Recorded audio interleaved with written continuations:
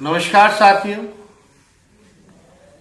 और साथी जुड़ जाए, उसके बाद आप लोगों के समक्ष अपनी बात को मैं रखूंगा।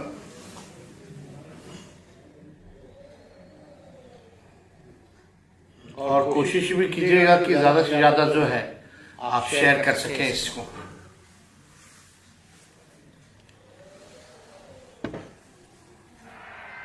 सत्रहवें बीपीएससी परीक्षा के जितने भी हमारे साथी थे, अभ्यर्थी थे, जिस प्रकार से उनको पीटा गया, लाठी चार्ज कराया गया, कई लोगों जो हैं बुरी तरीके से घायल हैं, पानी का बौछार किया गया इस ठंड के माहौल में, इसकी हम कड़ी निंदा करते हैं और खेद प्रकट करते हैं। और बहुत ही पीड़ा देने वाला विजुअल्स भी हम लोगों के सामने आया।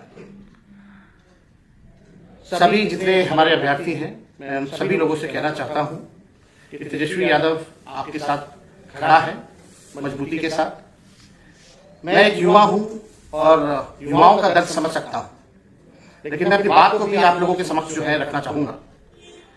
सबसे पहले ये इशू बीपीएससी 17वीं परीक्षा को लेकर के आया कि नॉर्मलाइजेशन को लेकर के लोग जो है आंदोलन कर रहे थे, प्रोटेस्ट कर रहे थे।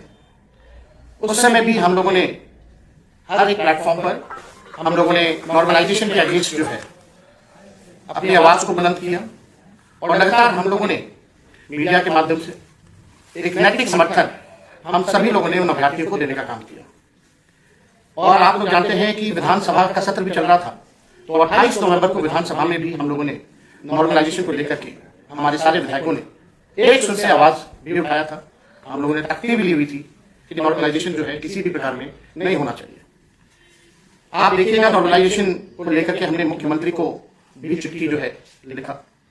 हम लोग लोकतंत्र में रहते हैं, लोकतंत्र की मर्यादा में रहते हैं, और लोकतांत्रिक जो हमारा ढांचा है उस ढांचे के अनुसार, नेता विरोधी दल होने के अनुसार हमने माननीय मुख्यमंत्री जी को चिट्ठी लिखा। हालांकि चिट्ठी का कोई जवाब नहीं आया, लेकिन उसके बाद स्टूडेंट्स ने प्रोटेस्ट किया। दौड़ा के उस समय भी लोगों को पीटा गया, कई का सर फोड़ा गया, डीएम तक ने झापड़ मारा, हाथापाई हुई। और बाद में उसके बाद जो बीपीएससी है, आयोग जो है, वो जस्टिफाई करता है कि भाई ऐसी कोई बात नहीं थी, नॉर्मलाइजेशन नहीं होना था। उस समय भी हमने सवाल उठाया था कि 10-15 दिन से लगातार छात्र आंदोलन कर रहे हैं, विधानसभा में ये मुद्दा उठ रहा है, तब क्यों नहीं बीपीएससी ने इसको क्लैरिफाई किया?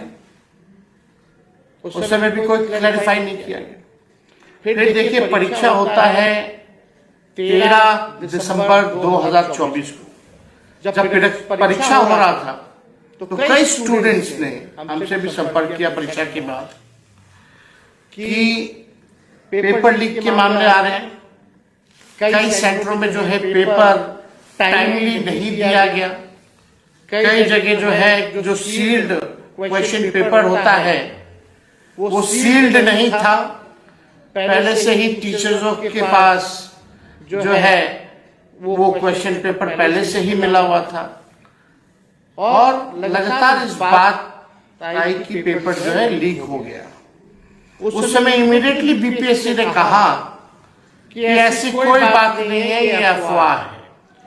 लेकिन कुछ छात्रों ने सबूतों के साथ, एविडेंस के साथ अपनी बात को रखा, और बीपीएससी को 15 या 16 दिसंबर ऐलान करती है कि जहां 12,000 छात्र बापू सभागार जो स्थल था, वहां जो है उस सेंटर का रद्द कर दिया जाता है।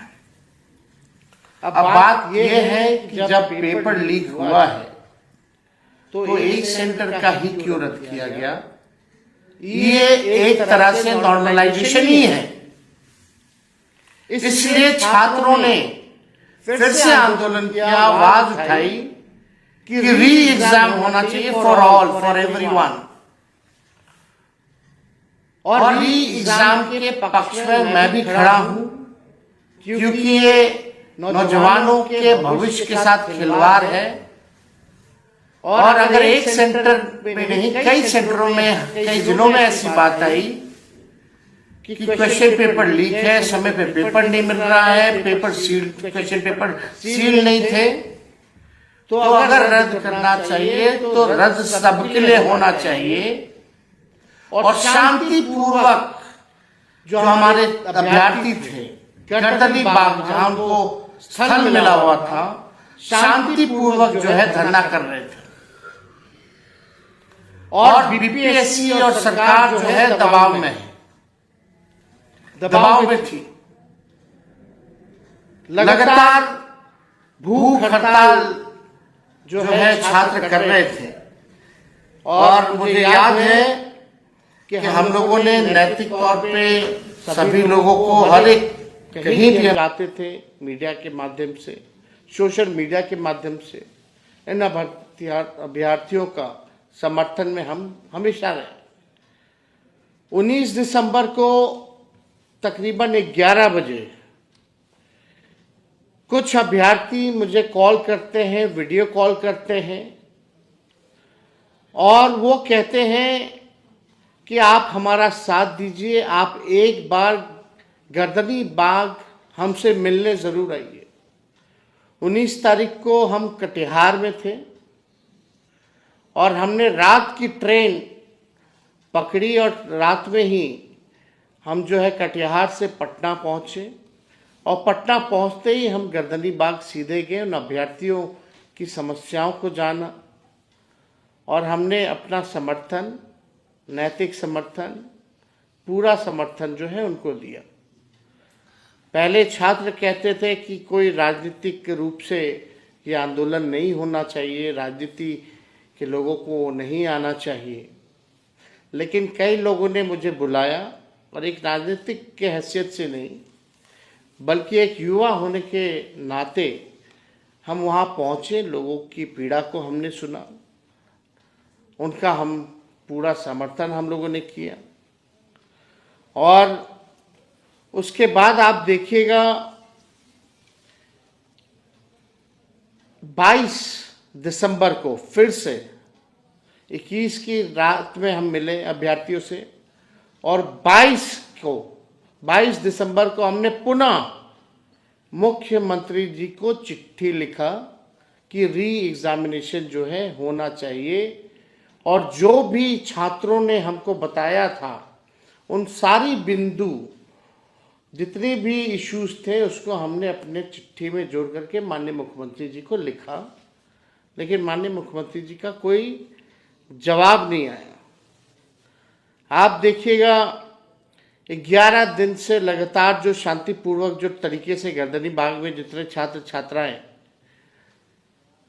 धरना दे रहे थे वो लगातार सरकार और आयोग जो दबाव में थी, लेकिन हम सरकार में भी रह चुके हैं और सरकार में रहने के अलावा हमें वो सिस्टम भी पता है कि अगर आंदोलन को कुचलना है तो कैसे कुचला जाता है।